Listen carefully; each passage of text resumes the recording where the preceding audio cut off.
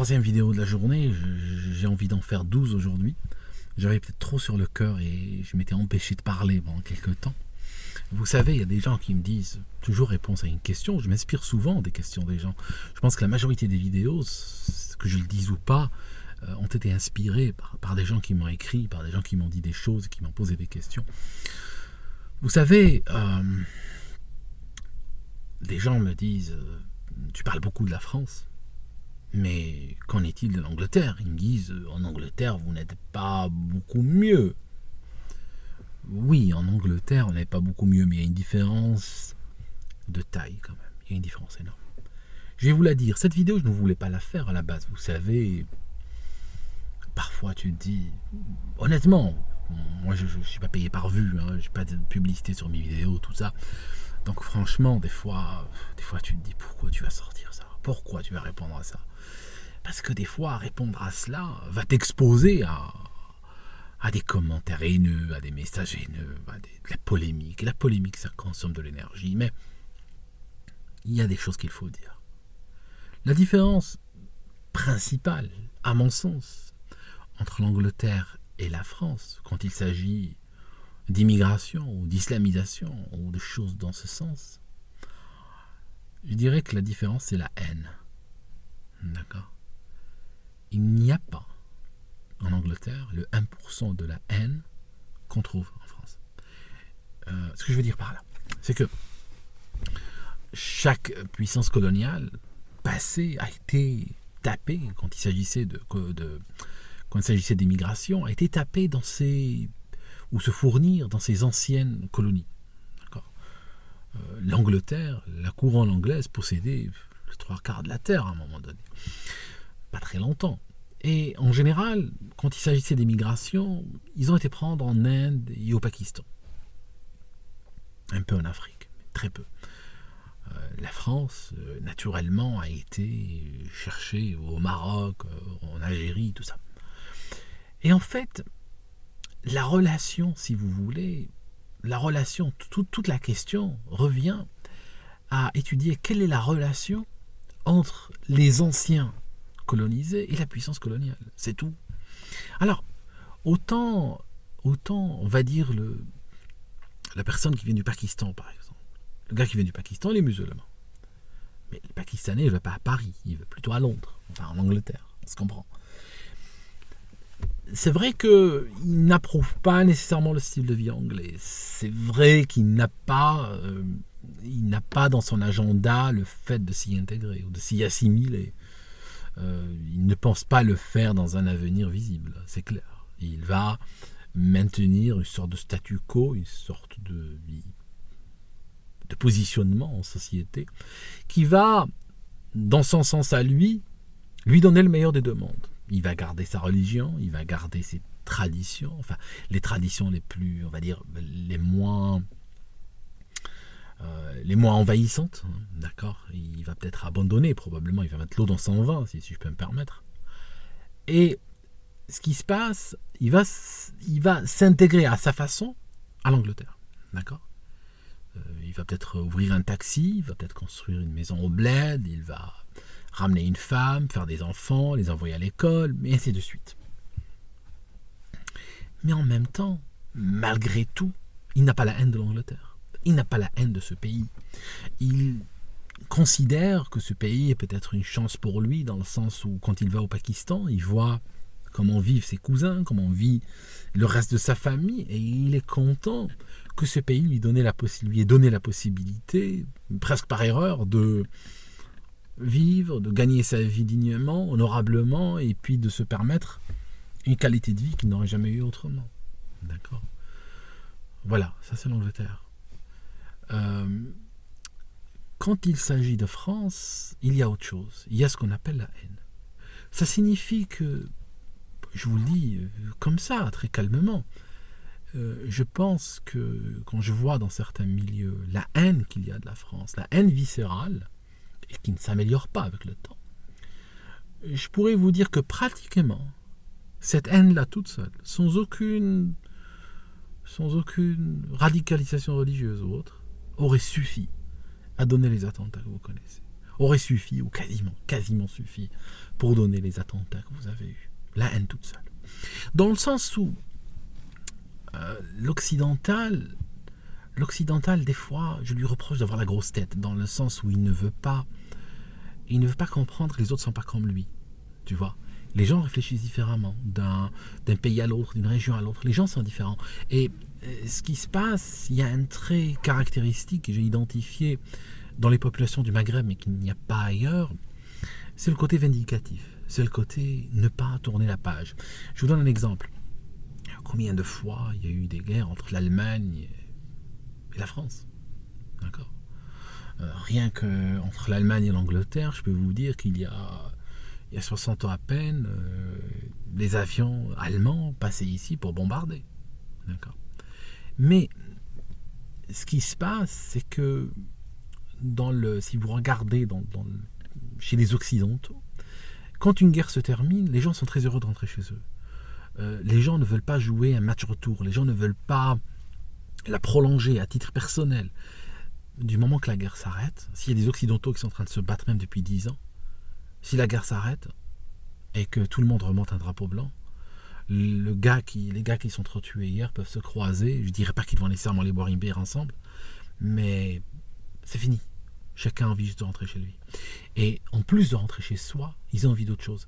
Ils ont envie que leurs enfants, leurs descendants ne connaissent pas cette guerre. Ils ont envie que ça s'arrête là.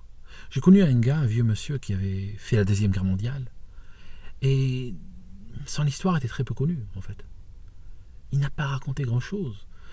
Et sur 40 ans, il a dû dire 2-3 trucs à chaque personne, et puis les gens, en composant les bribes qu'ils avaient pu réunir, ils ont à peu près visualisé, visualisé un petit peu ce qu'il avait fait, ou dans quoi il était impliqué durant la Deuxième Guerre mondiale. Il avait fait le front de Russie.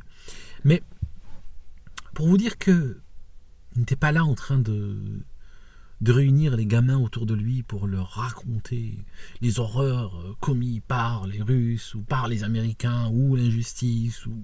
Non. Il voulait juste tourner la page et il voulait que ses enfants connaissent un autre avenir. De sorte que la France et l'Allemagne en guerre, l'Allemagne occupant la France durant la première moitié des années 40, et tu regardes dans les années 50, déjà, tu as des jeunes ados qui vont passer des vacances, qui partent de Paris, qui vont passer des vacances en France, en Allemagne, et vice-versa. Je veux dire, il n'y a pas de... Quand des jeunes Allemands viennent ici en Angleterre, il n'y a personne qui leur dit oui, « vous nous bombardiez il y a quelques années ». Je veux dire, non, parce que le gars qui parle, lui-même n'a pas reçu de bombe sur la gueule, hein, c'était au meilleur cas, c'est son grand-père. Et le gars qui vient, le jeune gamin de 14 ans qui vient en bus, lui non plus n'a bombardé personne, tu comprends? C'est ça. En France, il y a cette notion de prolonger les guerres, il y a cette notion de vivre par procuration des choses. Je dirais pas que c'est juste un trait maghrébin, mais je dirais que c'est un trait qui est né au croisement entre la France et le Maghreb. Tu vas trouver par exemple quelqu'un, un blanc qui n'a jamais mis en esclavage qui que ce soit, n'est-ce pas? S'excuser à quelqu'un d'autre qui n'a jamais été esclave. Au nom de quoi? Au nom de leurs arrière-grands-parents respectifs. Hein, pour peu qu'ils puissent les tracer encore et être sûrs que qui était qui. Voilà. Ce qui se passe, c'est que en France, et c'est vrai que le discours français sur la chose, sur la guerre d'Algérie, il n'a pas aidé. On retrouve aujourd'hui des jeunes qui ont 14 ans, qui ont 15 ans, qui partagent encore sur leur Facebook des photos noir et blanc de la guerre d'Algérie et qui pleurnichent dessus. Hein, tu ne trouverais pas un trait de caractère chez un londonien moyen, par exemple. Tu ne trouveras pas un londonien moyen qui partage des images du bombardement avec des bombes incendiaires des Allemands et mettre ça et pleurnicher dessus. Et encore moins quand il a 14 ans. Tu comprends ce que je veux dire? Je veux dire, ils ont des préoccupations qui s'inscrivent dans le futur. Et là, ce qui se passe, c'est qu'il y a une sorte une situation malsaine, n'est-ce pas? Ça signifie que les gens, les Occidentaux, ont pas une guerre ou deux, mais franchement plein. Mais ils en sont revenus, ils en reviennent toujours. Ils savent faire la guerre, ils savent faire la paix. Le Maghrébin, lui, il a eu une guerre dans sa vie et puis il veut pas la lâcher. Il a toujours la haine, il a toujours mal au fond de soi.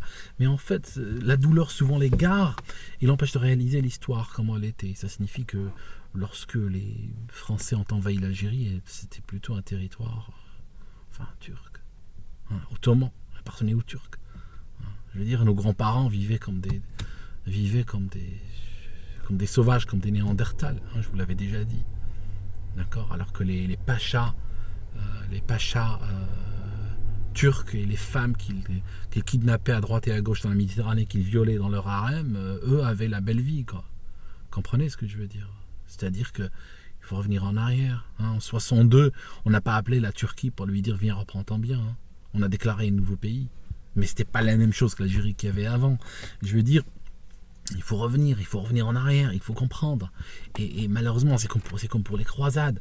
Je veux dire, les croisades, le pape Urbain II les a lancées en 1095.